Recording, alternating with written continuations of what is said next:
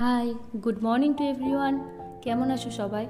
আজকে সকালে উঠে রাতে ভিজিয়ে রাখা মেথির জল দিয়ে দিনটা শুরু করলাম। দেখো, আজকে বাইরেটা দেখতে অনেক সুন্দর লাগছিল, তাই না? তাই বাইরের দৃশ্য উপভোগ করতে করতে জলটা সিপ সিপ করে বারান্দায় বসে খেয়ে নিলাম। তারপর ফ্রেশ হয়ে নিয়ে পড়তে বসে গিয়েছিলাম।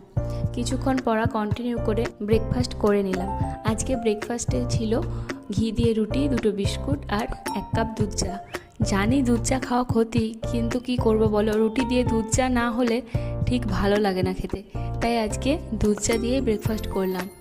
তারপর আরও কিছুক্ষণ পড়াশোনা করে স্নান করে ফ্রেশ হয়ে নিয়ে লাঞ্চের প্রিপারেশনে লেগে পড়লাম। আজ লাঞ্চে বানিয়েছিলাম ভাত, ডাল, আলু সেদ্ধ আর ডিম সেদ্ধ।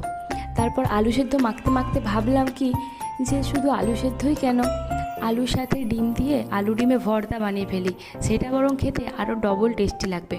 তাই আলুর সাথে ডিমকে মেখে আলু ডিমে ভর্তা বানিয়ে ফেললাম।